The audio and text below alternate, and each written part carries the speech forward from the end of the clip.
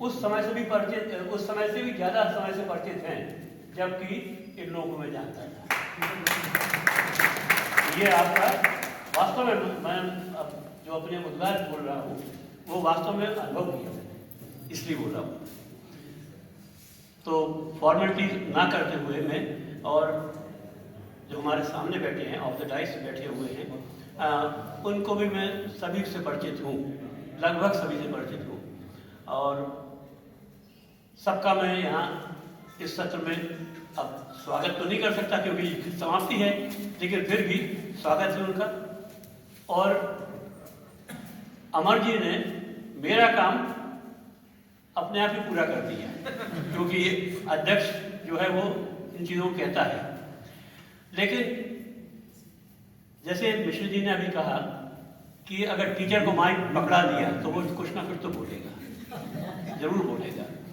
तो मैं इस कौशल विकास संवर्धन, पहले इसको कौशल विकास के रूप में यूजीसी ने जो नाम दिया था, वो विश्वविद्यालय अनुदान आयोग ने नाम दिया था, वो इसके डेवलपमेंट, जो अभी आशीष द्विवेदी जी यूज़ कर रहे थे, इसके डेवलपमेंट का बात की थी। और उस समय इस क्षेत्र में जब मैं सर्विस में था, बहुत सारा काम किया है।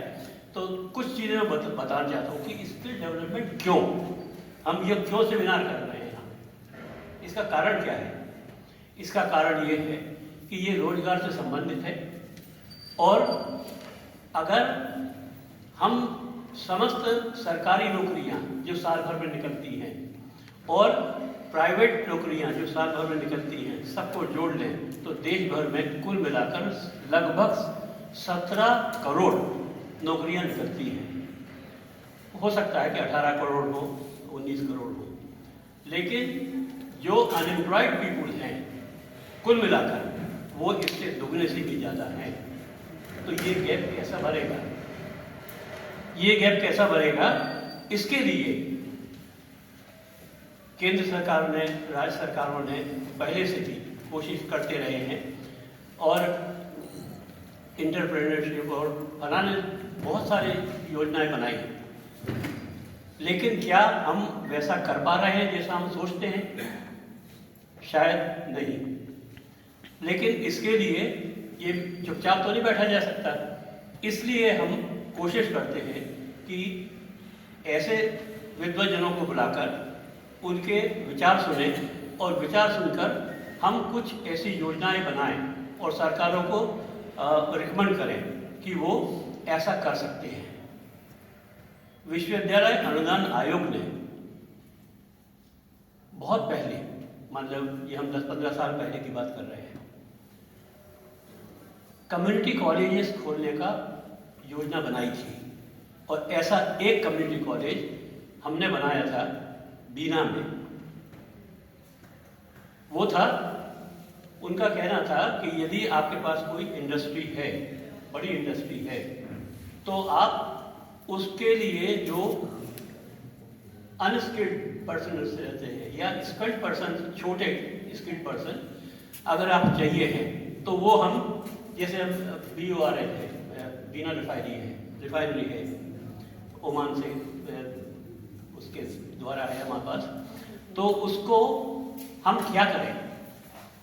तो ऐसा करके हमने एक MOU साइन किया उनसे, और फिर एक कम्युनिटी कॉलेज खोला पेट्रोलियम टेक्नोलॉजी पर।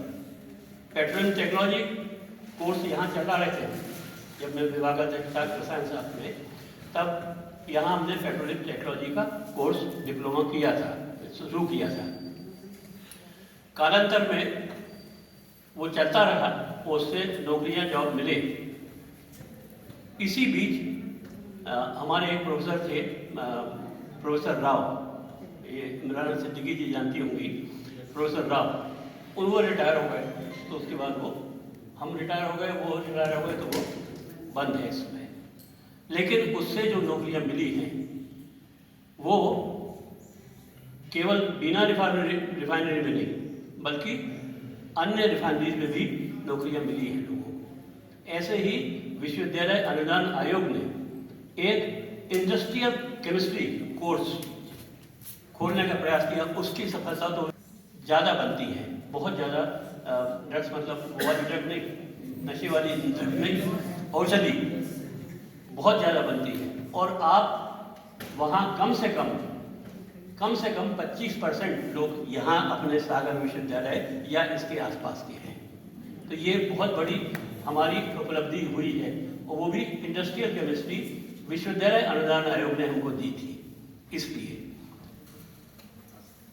जहाँ तक बहुत सारी बातें हैं, लेकिन अब मैं जिन वक्ताओं ने, प्रबुद्ध जनों ने यहाँ हमारे सामने अपने विचार व्यक्त किए, तो सबसे पहले मैं अरविंद जैन जी को कोट करना चाहूँगा। वास्तव में इनकम टैक्स, टैक्सेशन, LIC और उन्होंने बहुत सारी बात की, इससे जॉब मिल सकते हैं। योगाचार्य आदरणीय श्री विष्णु आर्य जी ने जो कहा, विष्णु आर्य जी के बारे में एक बात बताना चाहता हूँ। इनको यूरोप में अपॉइंटमेंट हो गया था अभी 2 साल पहले। ये गए नहीं, हम इनसे पीछे लगे रहे कि आप जाओ वहाँ, क्योंकि ये मेरा अनुभव है कि मैं योग नहीं जानता, बहुत कुछ भी नहीं जानता हूँ। सूर्य नमस्कार ये सब सामान्य चीज़ें हैं जो संस्कारों से मिलती हैं, वो तो मैं जानता हूँ। लेकिन जब मैं यूरोप में था तो वो ऐसे पकड़ते थे हमको जैसे हम बड़े योग के ज्ञाता हो। तो अगर ये विष्णु आर्य जी चले आते तो अपने साथ इनको अपने कई विद्यार्थी भी बुला लेते वहाँ, लेकिन वो गए नहीं। ये भारत सरकार और इनके बीच, यूरोप के बीच, यूरोप में जर्मनी का था, किसका? 3 साल का भेज देते। हाँ, 3 साल के लिए। तो 3 साल में तो ये जाने कितने विद्यार्थी बुला लेते अपने, लेकिन वो नहीं गए, और उम्र के कारण भी नहीं गए। और बुंदेली आदमी जो है वो बाहर नहीं जाना चाहता, ये भी बात है। तो वो बाहर नहीं गए। तो ये स्कोप है और ये स्किल डेवलपमेंट है। जो स्किल आपने अपने अनुयायियों को सिखाई है, उसका जो प्रभाव होता वो और लोगों को भी प्राप्त हो सकता है। आप कर रहे हैं, हमको ये बुलाते हैं, कई कार्यक्रमों में बुलाते हैं, हम नहीं जानते, योग बहुत नहीं जानते हैं, या ऐसा कहें कि हम बिल्कुल नहीं जानते हैं, लेकिन फिर भी ये बुलाते हैं तो हम भाषण भी दे देते हैं। टीचर हैं तो भाषण भी दे देते हैं। लेकिन योग का जो महत्व अपने आप है। श्री टीकाराम जी ने, जो कि मेरे BSc में विद्यार्थी, उन्होंने बताया, भाषा की बात कही। भाषा का अपना प्रभाव होता है, और भाषा जो ऐसी भाषा आप उपयोग करें, अब ये कहेंगे स्किल डेवलपमेंट में भाषा कैसी, लेकिन भाषा ऐसी हो सकती है कि आप किसी को कटाक्ष भी करें, अच्छी भाषा में करें, तो वो उसको स्वीकार कर लेगा, और प्रशंसा करें तो फिर बात ही अलग है। तो स्किल डेवलपमेंट में इसका बहुत बड़ा महत्व है भाषा का।